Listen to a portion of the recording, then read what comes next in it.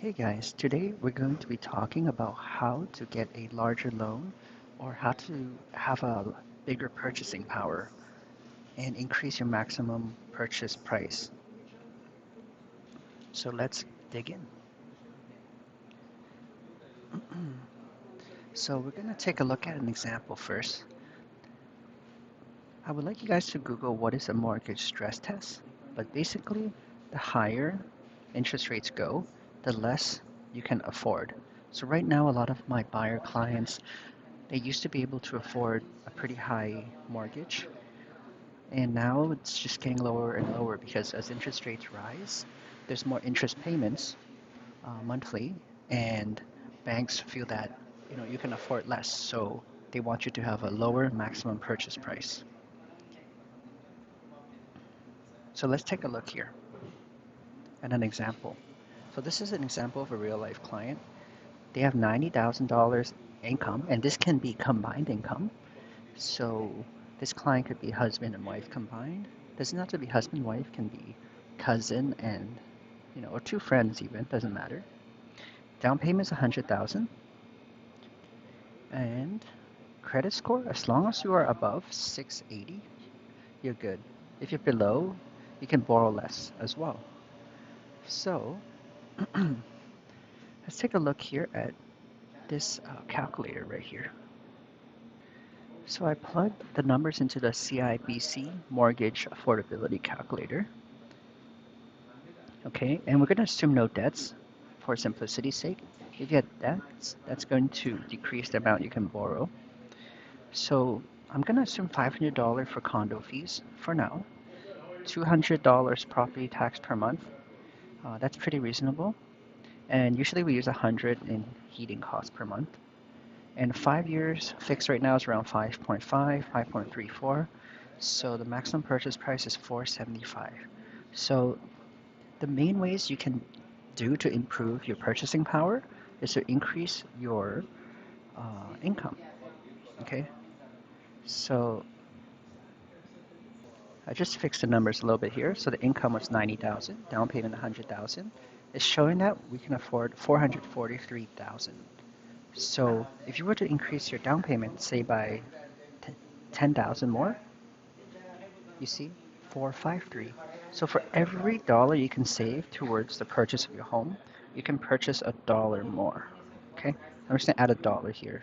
You see, you can increase in $1. So let me go back. Another thing you can do is to increase your income. For every dollar you increase your income, you can increase $4 in the purchase price. So if you can get a raise next year, and this needs to be proven through a job letter, pay stub, or your tax returns, T4 or T4A. So that's a really good way. You can times 4. So if you earn, let's say, 10,000 more, we're going to be at 483. You see, it increased a lot. So try to increase your income, try to increase your credit score. Sorry, not credit score, your down payment. And if your credit score is lower than 700, try to increase your credit score. Otherwise, just keep it above 680. It doesn't really matter if you're already above 680. Okay, now here are some other creative solutions. You can get something called a guarantor. What happens is, let's say this person is maxed out at 90K, and they have a friend who makes 10K or whatever amount. As long as they agree to be a guarantor, you can add that their income. So let's say you have a cousin who has $20,000 more income. So now we're at combined income of 110,000. So we can probably increase the purchase price by quite a bit, as you can see here. Okay. So let's say there's two people earning 90K, husband and wife, 180,000 a year. So you can afford a lot now. A lot of people these days have to buy houses together. And I just want to disclose that there are cons. You need to disclose to the other party for them to be a guarantor. There are mostly cons. Basically, as long as you pay the mortgage, they won't ever hear about it. But once you stop making payments, the lender is legally allowed, and they will go after the guarantor to make the payments. And if the guarantor does not make the payments, they will be in trouble legally because they agreed in writing to be a guarantor. So if you don't want to affect the guarantor's life negatively, make sure you pay it. And if you just pay it, it shouldn't really affect them. So one more thing though, if check this out here. Does being a guarantor affect my ability to get a mortgage? Okay. So being a guarantor, you have to pay someone else's debt if they don't pay. So this will have a negative impact. And it may stop your guarantor from getting their own mortgage. So you need to let them know that if they plan to get their own mortgage in the future, um, by being your guarantor, it might stop them from getting a mortgage. Okay?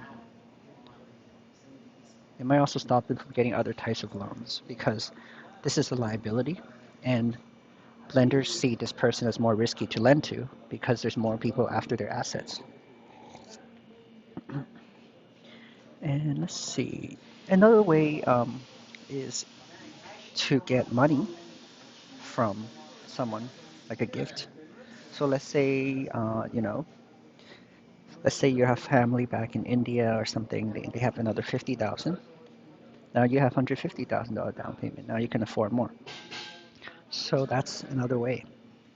And yeah, I say that's about it. Just make sure you don't have too much debts. And those are your main choices. Um, I also like to show you what happens when interest rates go up and down. So let me show you here on the calculator. So let's say if interest, so let me go back to the original first, 100,000 down payment. So let's say interest rates would go back down to 2%. See, now you can afford a lot. See, that's why affordability has been going down. See, now we're at like 5.5. So you can only afford, it's almost minus 80K in affordability. If interest rates go to like, let's say 1.1, 1.5, let's look at the affordability. So in the future, this one is out of your control, but if interest rates go down, your maximum purchase price is going to be higher. But if, let's say interest rates go to 10%, just for example, look at that, it's going to be a lot lower. Right now we're at around 5.5, okay? So this one's out of your control. But one problem is if you wait until interest rates go lower, if they ever do, um, house prices will also be higher. Then again, the house will be out of your range. My opinion is to take a look at what is in your budget right now and see if you want to buy. And if you think it's out of your budget, then try to increase your, try all those ways to increase your financial situation. And yeah, feel free to give me a call. My info's in the video description to find out more about options. Great. Hope you enjoyed the video, guys.